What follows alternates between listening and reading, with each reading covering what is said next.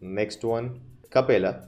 I asked for if you want a review, but not many of you. Even I didn't have much to say, but a lot of you said let it be. And it just came out on Netflix.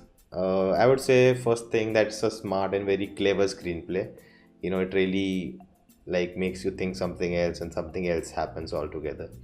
Then I think the one of the best thing was I knew all three main characters, like the actors. I've seen them in previous films, and it was really fun to watch them play different characters.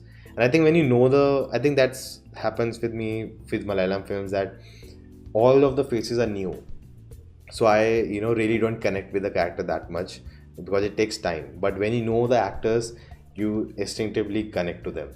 I think I really enjoyed this film more because of that, because I knew the actors and it was fun to watch them play something else. I think even the way they set up these characters, how they set up Jessy, she's innocent girl, and how they set up Vishnu, that he's such a perfect guy, and then how they set up Roy, showing he's a badass, he's into crime. Maybe it's a mystery, and that's why I think the twist works later.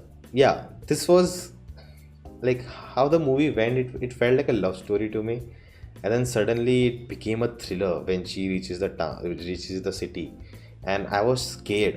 It felt like a horror film because I didn't know what will happen with. I was so scared for her, and it was just that 10 minutes of I don't even 10 minutes, more than that, when she's in the washroom and everything is happening. And I think during the interval, finally Roy enters the film, and it was just so intense. I suddenly I was enjoying the film. Okay, it's fun film, and I was enjoying the love story is going on, it's building up, and then suddenly there's a such a thrilling 10-minute sequence.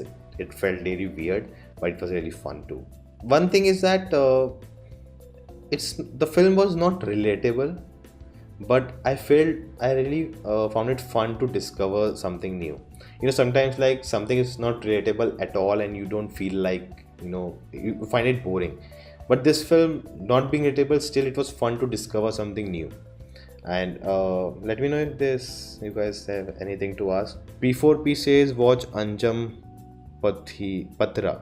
Okay, I'll see what it is. But to be honest, the story, how the plan that to get Jessy in the town, and it's like a human trafficking, that angle. It's very common. Like it's in real life, things like this happen. That's how they get girls out of their houses, and then they are kidnapped and all of that.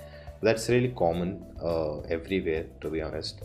I think if you have seen that film, which is that film, yeah, Shivai. Some people said Shivai is like that film. What's the name, man? I don't remember the name of the actor also. I'll come and get you. He says it's a famous. Come on, man. Taken. I'm talking about Taken. Yeah.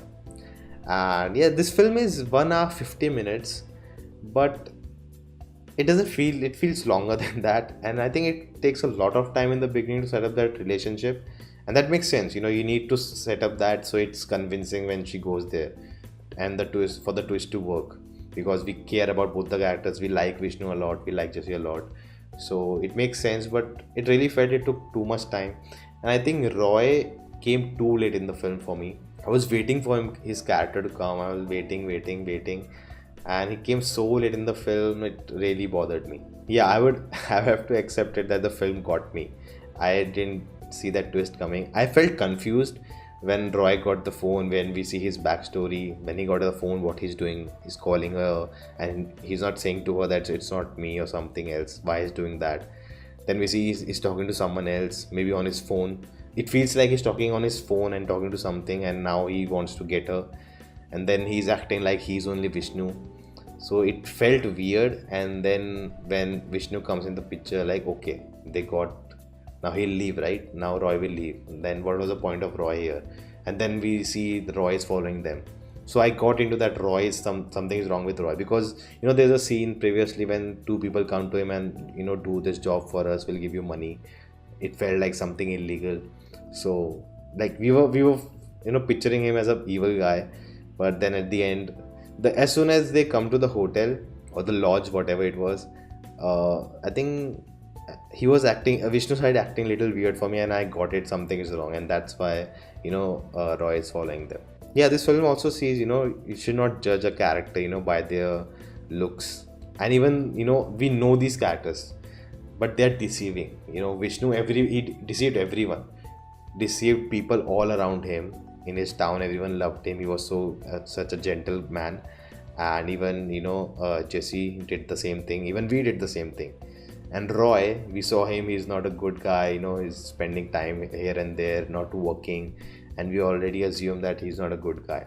I think the film also comments on that. Also, this film is a lesson for young people and for the parents, that you need to talk to your children, you need to be a friend to them, so whatever happens, they tell you. They don't just go out, talk to some people, and run away from house. And that's a really, really good point. Parents should be friends. And we see how they just want to get her arranged marriage, they don't even ask her.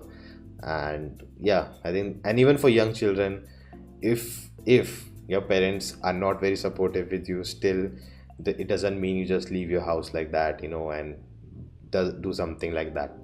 So it's a good message for everyone.